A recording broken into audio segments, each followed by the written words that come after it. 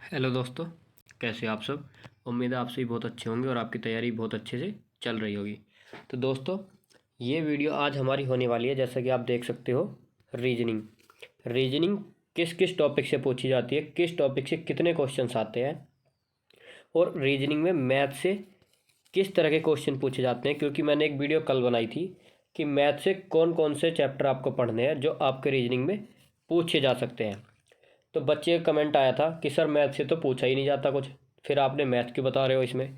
देखिए, math syllabus में नहीं है। मैं इस बात को कहता हूँ कि सिलेबस में मैथ नहीं है, लेकिन सिलेबस में मैथ है। अब वो कैसे है? जब क्वेश्चन रीजनिंग में पूछ लिया गया, मैथ का क्वेश्चन पूछ लिया गया बना करके रीजनिंग में, क्वेश्चन लगा रीजनिंग का लेकिन अक्षर वो है मैथ का, तो मैथ आपके सिलेबस में हुआ या नहीं हुआ।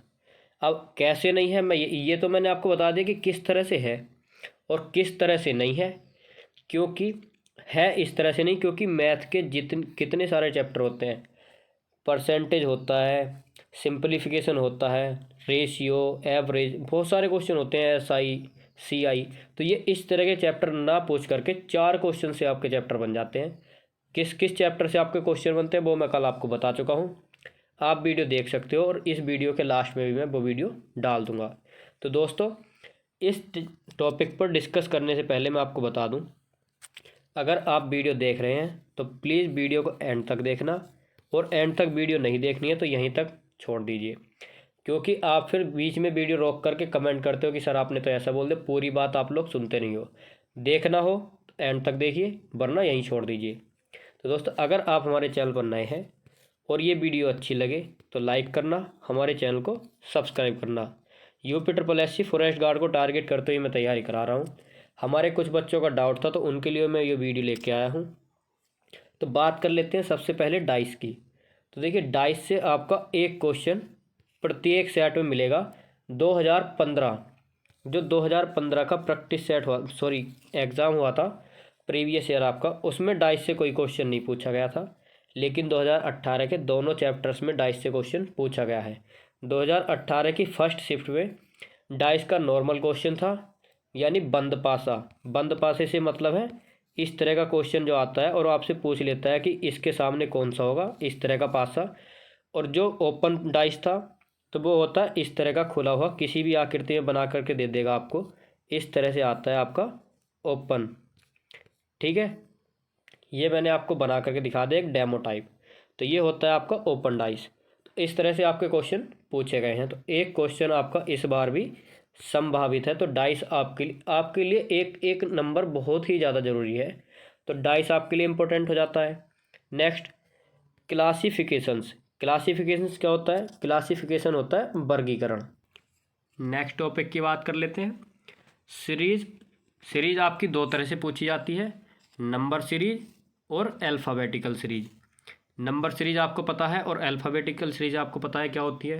ये होती है अंग्रेजी वर्णमाला की, और ये होती है मैथमेटिकल, यानी 1 2 इस तरह की सीरीज, जिसमें स्क्वायर वर्ग स्क्वायर ही होता है, क्यूब ये वाली सीरीज जो होती है, मल्टीप्लाई वाली सीरीज होती है।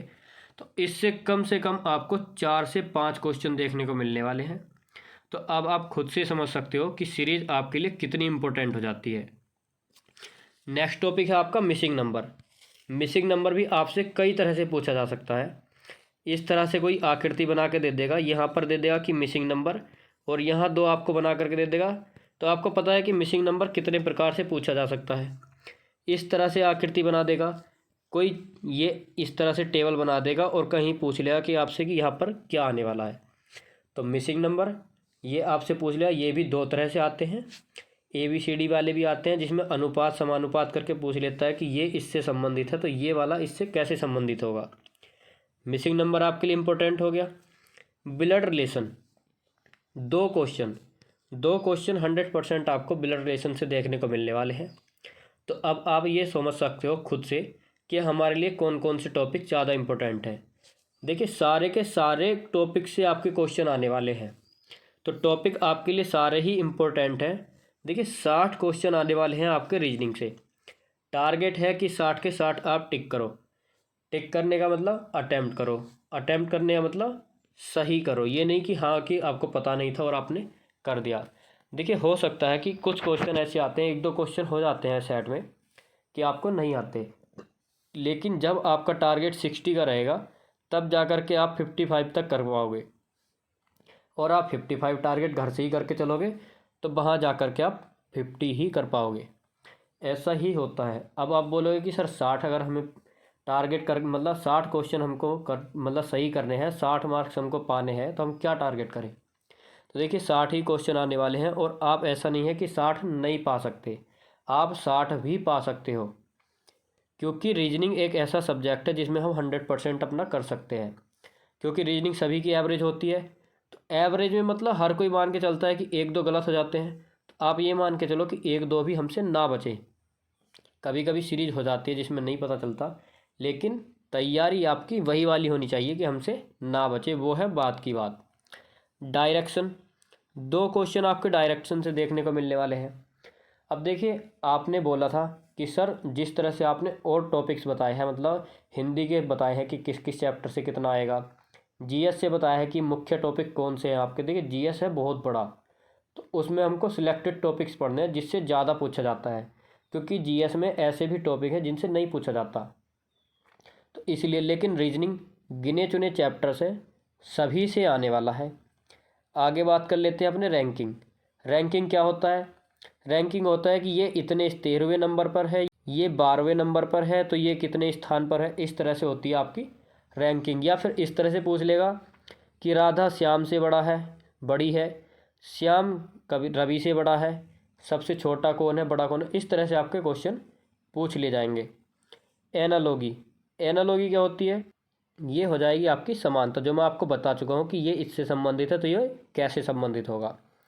क्लोक, क्लोक में एक क्वेश्चन 100% लिख के रख लो, एक क्वेश्चन आएगा आपसे ये भी पूछ सकता है, घड़ी दिखा के मिरर दिखा देगा कि ये घड़ी है, मिरर इमेज क्या होगी, वाटर इमेज क्या होगी। तो देख लीजिए ये घड़ी में ही आ जाता है आपका मिरर और वाटर इमेज। तो ये आपको पढ़ लेने हैं तीनों चीज़ें, मिरर इमेज, वाटर इमेज और क्लॉक।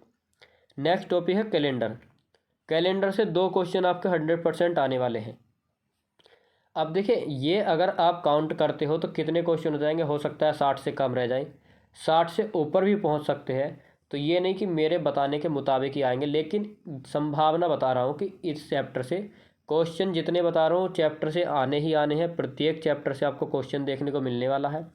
हो सकता है कि काउंटिंग 2 से 3 हो जाए या 2 से 1 हो जाए, ऐसा हो सकता है, लेकिन आएगा। नेक्स्ट कैलेंडर हो गया। फिगर काउंटिंग, फिगर काउंटिंग का एक क्वेश्चन आपको प्रत्येक सेट में देखने को मिलेगा। फिगर काउंटिंग से आपके प्रत्येक बार क्वेश्चन पूछा गया है, एक क्वेश्चन फिगर काउंटिंग से आपका आता ही आता है। नेक्स्ट कंप्लीशन ऑफ फिगर, यानी आकृति को पूरा कीजिए। तो ये आकृति को पूरा करना होता है। अब आप समझ सकते हो कि आकृति को पूरा करने के लिए कैसे बोलता है। तो जैसे उत्तराकृति पूछता है आपसे कि उत्तराकृति दी गई है, तो किसको मिला करके हम अपने प्रश्न आकृति को पूरा कर सकते हैं। एक क्वेश्चन आपका इससे ले लो। एम्बेडेड फिगर, एम्बेडेड फिगर होता है कि आपको कोई आकृति बना करके दे दी, उसमें से निकाल के आपको ऑप्शन दे देगा, पूछेगा कि कौन सी आकृति इस आकृति में निहित है, तो आपको बताना होगा कि ये आकृति किस आकृति से निकाली गई है। एक क्वेश्चन आपका इससे हो गया। आपका नेक्स्ट टॉपिक पेपर कटिंग। देखिए पेपर कटिंग से कोई भी क्वेश्चन देखने को नहीं मिला है, पेपर कटिंग से आपका पूछा जा सकता है, क्योंकि ये तीनों टॉपिक आपके सेम सेम है, ये सारे के सारे फिगर में ही आ जाते हैं। तो एक ये अलग होगा, फिगर काउंटिंग अलग हो जाएगा, लेकिन ये तीनों आकृति वाले, आकृति कुछ भी पूछ सकता है। आकृति में पेपर कटिंग पूछ सकता है, आकृति में एम्बेडेड यानी कि उसमें निहित आकृति पूछ सकता है, कुछ भी पूछ सकता है आकृति में। तो तीनों में से आपको मान के चलना है कि इसके 4 से 5 क्वेश्चन 2018 वाले प्रैक्टिस सेट में देखने को मिले हैं आकृति से। आकृति से 2018 की फर्स्ट शिफ्ट में स्टार्टिंग में ही 5 क्वेश्चन पूछे गए थे, लगातार 5 क्वेश्चन आकृति से। Next topic direction and distance, जिसको बोलते हैं हम दिशा और दूरी। राम पूर्व 15 किलोमीटर चला, बाएं मुड़ा, दाएं मुड़ा, इस तरह से आपका डिस्टेंस, डायरेक्शन एंड डिस्टेंस से क्वेश्चन पूछा जाएगा। पूछ लेगा कि उसका मुंह किस दिशा में है, या पूछ लेगा कि प्रारंभिक स्थान से उसकी दूरी कितनी है, किसी भी तरह से पूछ लेगा। डायरेक्शन एंड डिस्टेंस से ऐसे ही वो क्वेश्चन पूछ सकता है कि दायावर्त दक्षिणावर्त इतना घूमा 90 डिग्री, वामावर्त 180 डिग्री। इस तरह के क्वेश्चन मैं आपको करा चुका हूँ प्रैक्टिस सेट में कि इस तरह के क्वेश्चन को करने की ट्रिक क्या है। मतलब ट्रिक समझ लो, तरीका समझ लो, कुछ भी समझ सकते हो आप कि किस तरह से करना है, कहने का मतलब है ये। नेक्स्ट टॉपिक है हमारा कोडिंग डिकोडिंग। तो ये कोडिंग डिकोडिंग भी हमारा दो तरह से हो सकता है, अल्फ़ाबेटिकल और आपका नंबर सिस्टम से। कोडिंग डिकोडिंग हो गया। अरेंजमेंट, सिटिंग अरेंजमेंट से आपका एक या दो क्वेश्चन 100% मिलेगा। वो उससे इतने स्थान आगे है, वो उससे इतने स्थान पीछे है, या वृत्ताकार मेज पर बैठे हैं, किसी भी तरह की मेज पर कैरम के चारों तरफ बैठे हैं, वो उसके सामने है और वो उसके सामने। नेक्स्ट वेन डायग्राम, दो क्वेश्चन आपके 100% लिख के रख लो, वेन डायग्राम से आने ही आने हैं। वेन डायग्राम से कैसे ही पूछ सकता है। वेन डायग्राम से ऐसे भी क्वेश्चन आ जाते हैं, जैसे आपको इस तरह से आकृति बना के दे देता है। ये वाली आकृति आप समझ रहे होंगे कि मैं क्या बनाना चाह रहा हूँ, कि ये वाली। तो इस यहाँ पर आपके नंबर लिख देगा, जो भी लिखेगा। फिर पूछ लेगा कि कितने ऐसे व्यक्ति हैं जो स्कूल में पढ़ते हैं और वकील भी हैं, या पढ़ाते हैं और मतलब किसी भी तरह से पूछ सकता है। वो लिख के दे देगा कि ये इसको निरूपित करता है, ये उसको।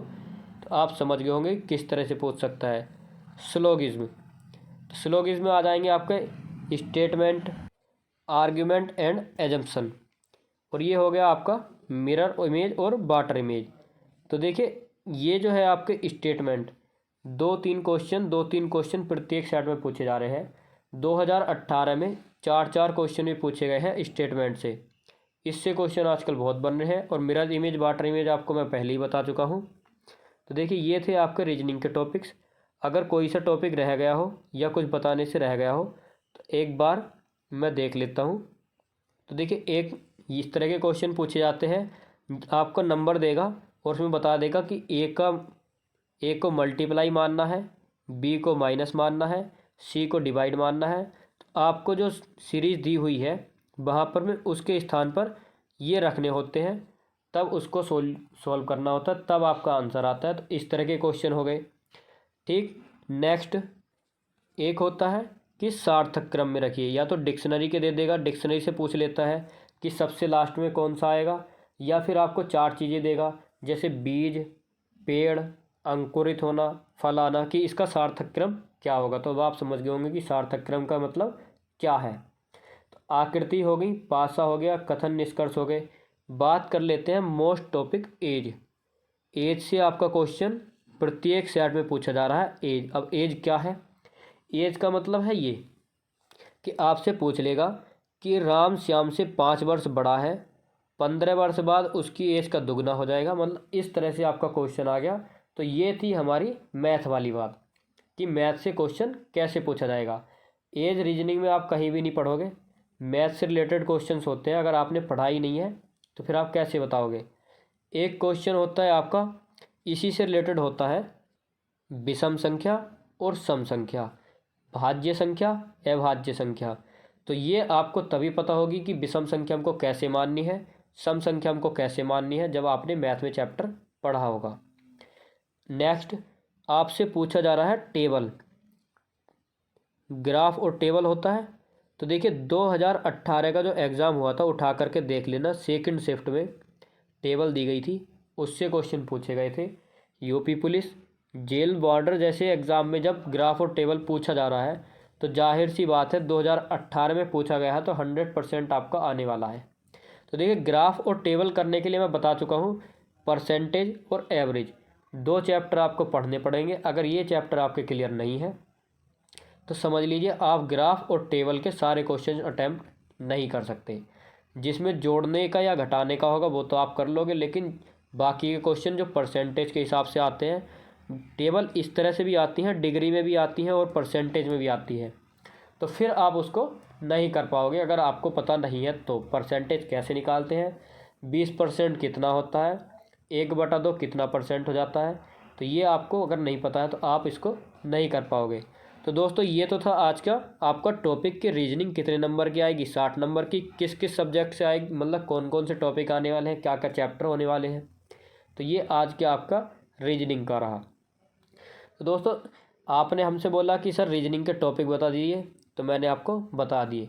यहाँ मैं बैठा हूँ सिर्फ आपके लिए, जो आपकी आवश्यकता है मैं उन आवश्यकताओं की पूर्ति करने के लिए हूँ। आपको जिस टॉपिक पर वीडियो चाहिए उस टॉपिक पर आपको वीडियो मिल जाएगी। आपने बोला सर जीएस को टॉपिक वाइज कराइए, टॉपिक वाइज जीएस आ गया है आपके लिए। आपने बोला है सर रीजनिंग टॉपिक वाइज करा दीजिए एग्ज़ाम से पहले पहले, तो जिस तरह से मैंने यहाँ बताया है आपको डाइस, तो जल्द ही जल्द आपके टॉपिक वाइज हो जाएंगे। आपने बोला था सर यूपी जीके के 500 क्वेश्चन टारगेट करते हो। डेली शाम को 8 बजे आपके लिए यूपी जीके की क्लासेज होती हैं, जो 2 दिन से नहीं हो पाई है, लेकिन आपके कुछ ही क्वेश्चन बचे हैं। आप पिछले क्वेश्चन को रिवाइज भी कर सकते हो, और जल्द से जल्द आपके लिए यूपी जीके की वीडियो भी स्टार्ट हो जाएगी फिर से। बीच में थोड़ा सा शेड्यूल बिजी हो गया था, त्यौहार था, इस चक्कर में आपकी वीडियो रुक गई थी। तो जल्द से जल्द आपके लिए यूपी जीके की वीडियो भी रिस्टार्ट होने वाली है। तो दोस्तों, फॉरेस्ट गार्ड को टारगेट करते हुए हम तैयारी करा रहे हैं। अगर आपने अभी तक हमारे चैनल को सब्सक्राइब नहीं किया है तो प्लीज़ सब्सक्राइब कर लीजिए, और सारी वीडियोस की पीडीएफ आपको टेलीग्राम चैनल पर मिल जाएगी। टेलीग्राम चैनल की लिंक डिस्क्रिप्शन में दी हुई है, वहाँ से जा कर के आप ज्वाइन कर सकते हो। आज के लिए इतना ही। अगर आपका कोई और डाउट हो या किसी तरह की कोई समस्या या किसी टॉपिक पर वीडियो चाहिए तो आप हमको कमेंट कर सकते हो, हमारे टेलीग्राम चैनल को ज्वाइन कर सकते हो। कोई डिस्कशन करना हो तो टेलीग्राम को ज्वाइन कीजिए, वहाँ पर मैसेज कीजिए। किसी भी तरह का कोई भी क्वेश्चन, कोई भी समस्या, कोई भी डाउट टेलीग्राम चैनल पर पूछ सकते हो। आज के लिए इतना ही।